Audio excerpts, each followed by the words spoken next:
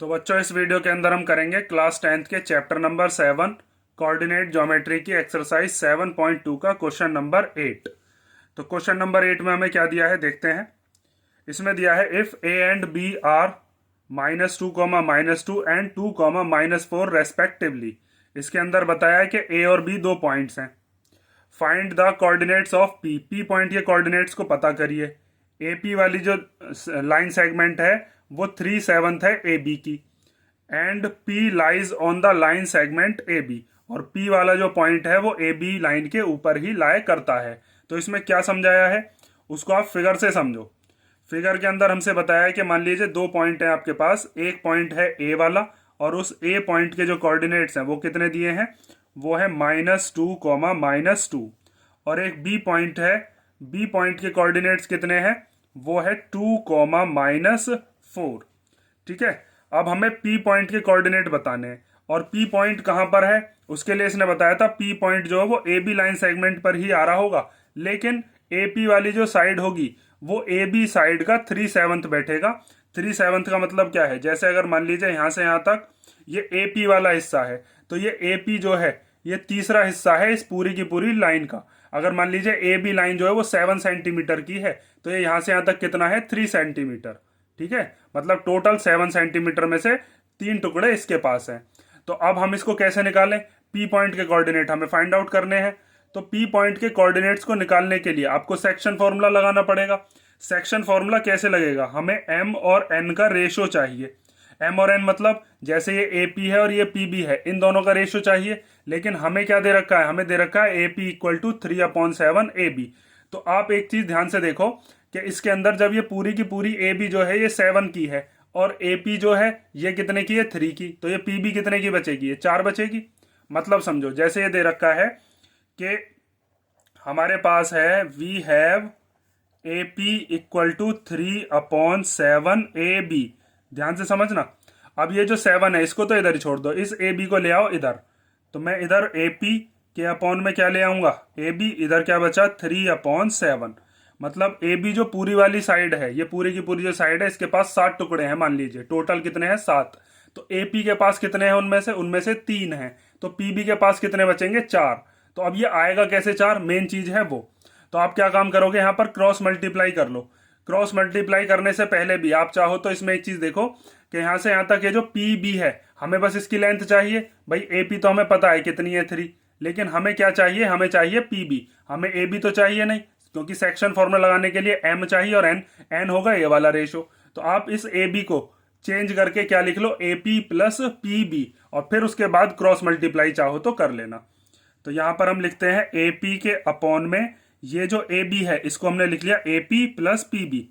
भाई A P और P B को जोड़ोगे तो कितना आएगा, ए पी और पी बी को जोड़कर ए बी ही तो बैठेगा और इक्वल टू में है 3/7।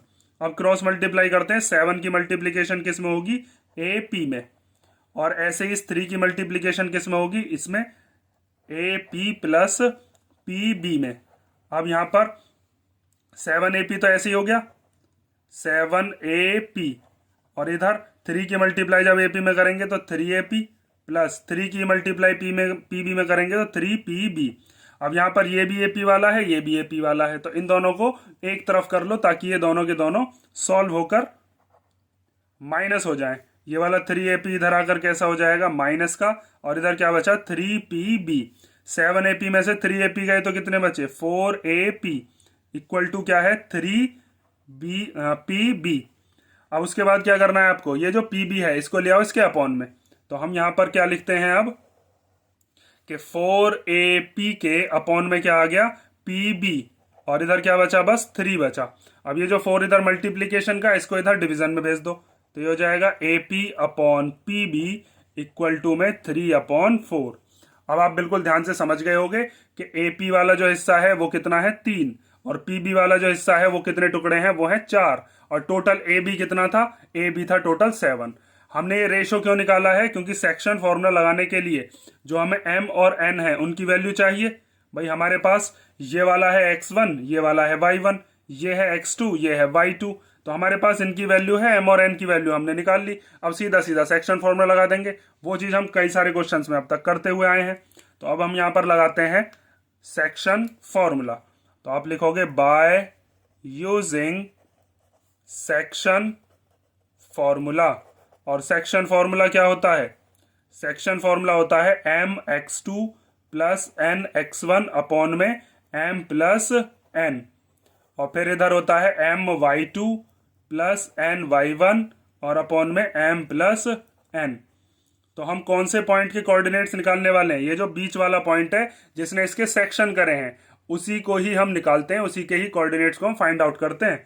तो पी पॉइंट के जो कोऑर्डिनेट्स हैं वो हमें फाइंड आउट करके लाने हैं। जैसे मान लेते हैं वो कोऑर्डिनेट्स कितने हैं, उनको मान लो स्मॉल a और b, ठीक है। तो हमें p के कोऑर्डिनेट्स को फाइंड आउट करना था, ठीक है। ये हमने मान लिए हैं। चाहो तो आप यहाँ पर लिखकर भी दिखा सकते हो कि लेट p और उसके कोऑर्डिनेट कितने हैं a, b be the point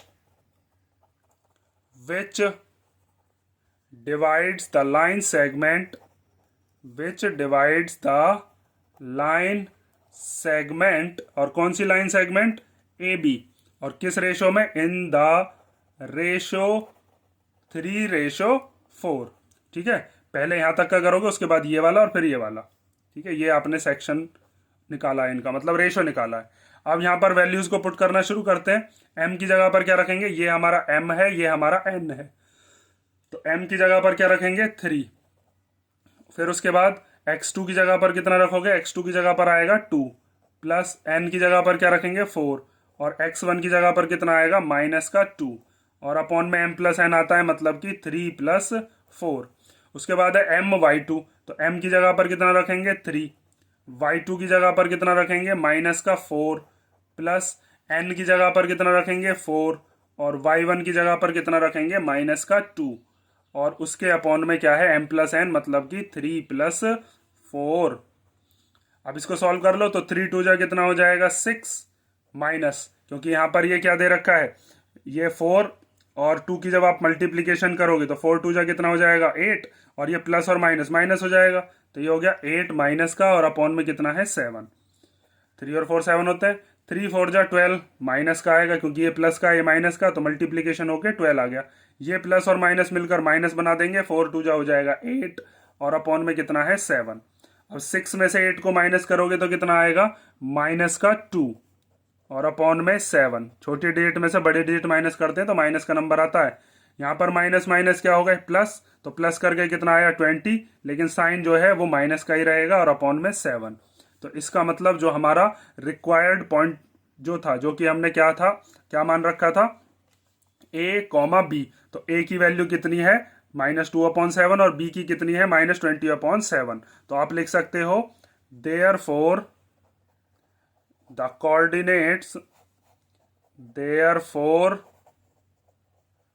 coordinates of